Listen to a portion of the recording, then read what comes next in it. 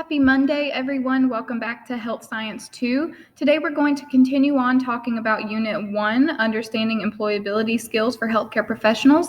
And we're going to be focusing on Part 2 today, which is going to cover effective communication and teamwork skills. So again, let's talk about our I can statements. We have these at the beginning of most of our lessons, and this is basically a way for you to identify what's going to be the end goal of that unit or that lesson. So today I can identify types of communication and describe the communication barriers in order to develop effective communication skills and teamwork using preventative and reactive strategies. There's a lot of words in there, but the main ones you need to worry about are that you're going to be able to identify the different types of communication, as well as describe and discuss the different communication barriers related to communication. And the reason you're going to be able to do those things is we want to develop effective communication skills, which are very important in the healthcare field, as well as develop effective teamwork skills. And we are going to be using preventative and reactive strategies during that teamwork. So first, let's talk about our different types of communication. Number one, we have verbal communication, and this is what you would commonly think of as written or spoken text. So me talking to you right now is obviously verbal communication, but also any form of written communication is considered verbal. So that means a text message to your friend, an announcement that I send out on Remind, an email that you send to me in class. All of these written text are considered verbal as well, even though I'm not speaking them from my mouth. And when you're talking about verbal communication, it is important that we look at tone of voice and vocabulary. Tone of voice means I could say the same sentence multiple ways, but if I say it angrily, then that implies I'm angry about something. If I say it in a happy tone of voice, then that is a more pleasant conversation. So the way that you say things can infer different scenarios. You also have to consider vocabulary, especially in the health science field, because sometimes we use medical terminology that your patients or family members may not understand. So it's important that we really try to use layman's terms or basic English terms when we're talking and explaining things to patients. But then when you go to talk to another one of your coworkers in the medical field, it's totally fine to use that medical vocabulary because they most likely know what it means. So it's important that you think about tone of voice and vocabulary when using written and spoken text. A way that you may infer tone of voice or vocabulary in written text would be putting something in all caps makes it seem more important, or highlighting something, making it bold. Those things make it stand out more, and it can infer how you feel about what you're saying. Nonverbal communication includes 5 different things. The first one is gestures, meaning sign language could be a gesture, pointing to something could be a gesture. You also have your body language. So sometimes, I could come in the morning and I could just be acting not like myself, and my body language could give off that maybe I didn't get a good night's sleep, or maybe something ticked me off this morning.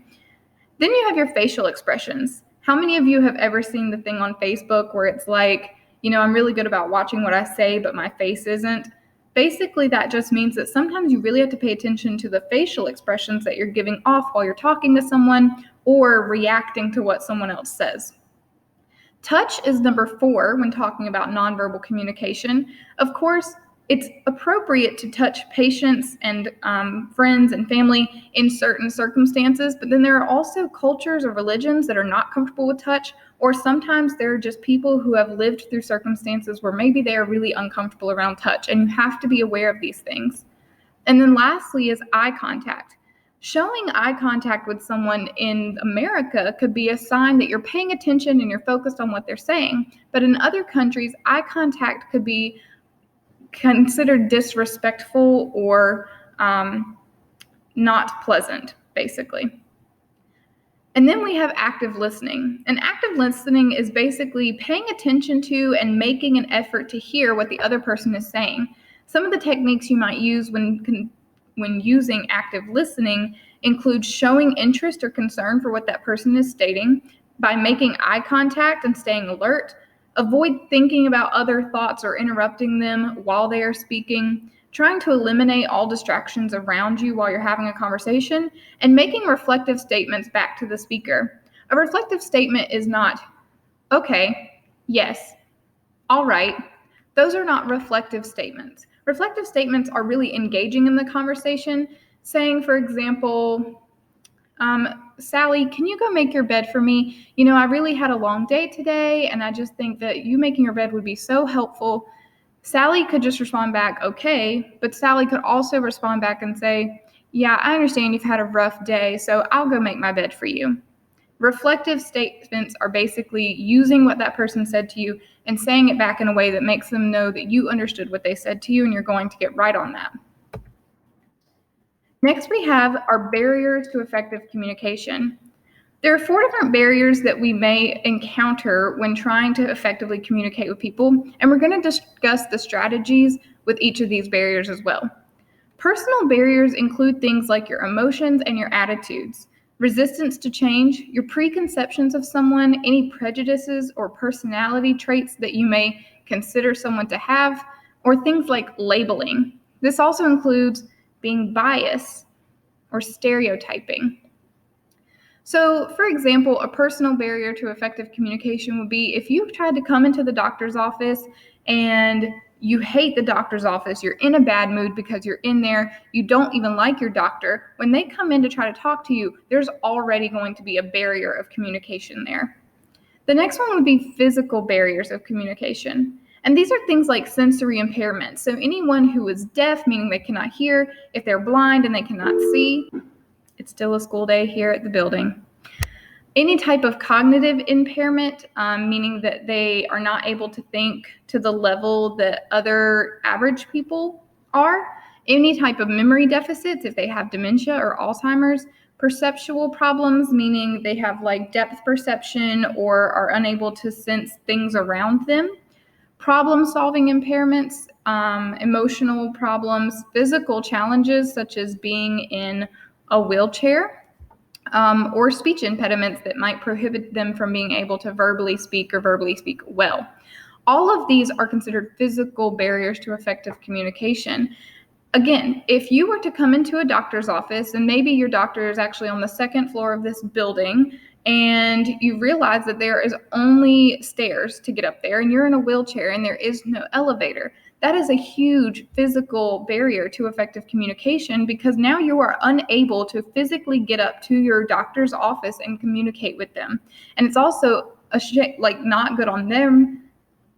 And it's also bad that they did not communicate to you that was going to be an issue. So you have to find ways to get around these physical barriers before you're able to properly communicate with someone. A cultural barrier could include a lot of different things, such as language differences. So if someone speaks Spanish and you only speak English, health practices and beliefs. Some people do not believe in blood transfusions, or some people do not believe in vaccinations, right? So their beliefs can affect how you're going to treat them medically. Different religions can have different types of health practices as well, and different religions can have different beliefs about who can communicate with who. Diversity in race, gender, age, ethnicity, socioeconomic status, occupation, health status, religion, or sexual orientation are all considered cultural barriers to effective communication. And it's important that you understand all of these demographics and dynamics of your patient or your client when you're trying to communicate with them, just so that you fully understand the picture of your patient. And the last one is environmental barriers to effective communication. And these could be things like noise and activity level. So for example, just now when I was trying to talk to you and give you your presentation on your notes, I got interrupted by the intercom. That is an environmental barrier of effective communication. Other barriers we see often in the healthcare field is time. Doctors are required to meet with so many patients per day, and they may only be able to give you 5 to 15 minutes of your time when really you have like 30 to 60 minutes of problems and discussions that you would like to have with them. The physical arrangement of rooms and the comfort level can affect the communication between two people. If, for example, we were in this classroom and I was standing at the front of the room and someone was sitting all the way at the back of the room and there's multiple people between them and they're talking, all of that would be an environmental barrier, meaning that that person might not be able to hear me as well. Talking too fast is an environmental barrier that I sometimes am guilty of myself. I am a person that tends to talk kind of fast, and I've had to train myself to slow down when I'm presenting information to my students, and that can be a barrier as well. So what are some strategies that we can come up with in order to address all of these barriers? Well, the first one is let's address personal barriers to communication. Using appropriate terms that patients can understand is the first thing that you can do as a healthcare professional to help your patients communicate better with you. Use layman's terms versus medical terms and be able to recognize prejudices and overcome them. It's also very difficult in some circumstances to control the behavior of patients, especially if your patient is a child or sometimes patients with physical, mental, or learning disabilities. And so gaining control of the situation is going to help you greatly. Physical barriers, there's a lot of different things you can do depending on what the physical barrier is. For example, if someone has a hearing impairment, you might want to make sure that you're in a quiet area, that you try to eliminate any unnecessary sounds, that you look at the person while you're talking to them because they may be able to read your lips, that you use hearing devices if they are available to you, or if your patient wears hearing aids, making sure that they have them on and that they have them in and that the batteries are working, and then just speaking clearly and again trying to slow down and not talk too fast. If your patient had a visual impairment, you could get large print documents, or you may need tactile cues like you find on walls, staircases, and elevators. Cultural barriers, the first one, the biggest one that we encounter every day in the healthcare field is language. So you always want to try to secure an interpreter, speak slowly, use gestures if you don't have an interpreter. It helps with helping them understand exactly what you're trying to say. Using pictures if that's available to you, and try to avoid any slang or local phrases because that's only going to make it more difficult on the interpreter and on the patient. When it comes to religious or cultural barriers, it's important that you know the practices of others and that you are respectful of those practices when you're providing care. For example, Middle Eastern men tend to be the people that make decisions for their family. So my mom works in radiology and she schedules mammographies all the time. And a mammography is a breast exam. Or a digital recording of the breast exam, basically. And so when women come in for their mammographies, it's really common that Middle Eastern men are the ones who want to talk to the doctor, that want to talk to the person scheduling the appointment. They want to go back there with their wives. And back in the mammography section of the hospital, there are no men allowed. It is a women's only section of the building. And so it's really difficult sometimes to communicate with the female and try to get them booked for an appointment and get them back to their room without having to be interjected by the men. And that is just part of their religion and their culture. Diversity is important because you have to understand eye contact, gestures, and body language as it relates to different cultures, religions, and just different parts of the country. There are signs of listening and sincerity, and then sometimes this can be interpreted as disrespect and hostility. It really just varies depending on the culture, and you have to know about these before you enter the medical field just in case that were to arise, or if you tried to communicate with someone and then all of a sudden they started acting really weird around you, it could be that you have disrespected them in some way without even knowing that you've done it. And then the last category was environmental barriers. And so some strategies to overcome this would be to stay calm, to try to stay quiet, try to create a distraction-free and private environment, and then always make accessible patient care areas. There should never be a situation where a patient's coming to see a healthcare facility and doesn't have access to the building or to their room or to whatever they need because of physical limitations. So let's talk about teamwork.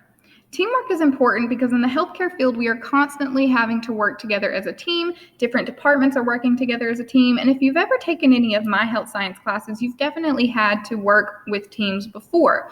But something you may not have ever had to think about is how to manage conflict. And as a healthcare professional, conflict arises every day, and it's important to know how to prevent and react to that.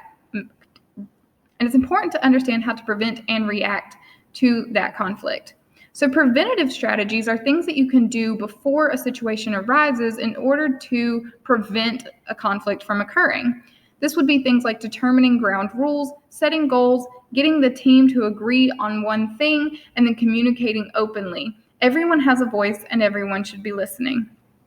Versus after conflict happens, we have reactive strategies. And there are 4 reactive strategies we're going to be talking about: acting, adjusting, accommodating, and avoiding. Acting uses the authoritarian approach. You are telling the group what the resolution is going to be, and this is useful in emergency situations or when emotions are really high. Take, for example, the COVID-19 pandemic, okay? All of the governors across the United States did not do a little survey and reach out to the people and say, hey, what do you want our state to do during this? No. We reacted to the COVID-19 pandemic, and every governor in every state had to make a plan and just put it into action as to what we were going to do to react to this. Acting is just telling someone what you're going to do, and it's useful in emergency situations because it just eliminates all other opinions and it gets straight to the point and gets things done. Adjusting is the give and take to reach a middle ground. This is when we all kind of work together, we give our input, we discuss, and then we find what's going to work best for everyone. This is good when you need a quick temporary solution, but is not always perfect for long term. Accommodation is sacrificing your self-concerns in order to yield to another person. So for example, as a teacher, of course, I would rather have my students here. However, I'm going to accommodate what is safe and what is reasonable right now by having being in my classroom without my students and teaching you remotely. I'm giving up my own concerns about having my students in class in order to do what is best for the school as a whole. This is used when one person is wrong and more can be gained later. And must separate your thoughts from your feelings. Of course, I have feelings about what is going on right now, but I have to separate that and really look at everything logically to accommodate what is going to be the best solution.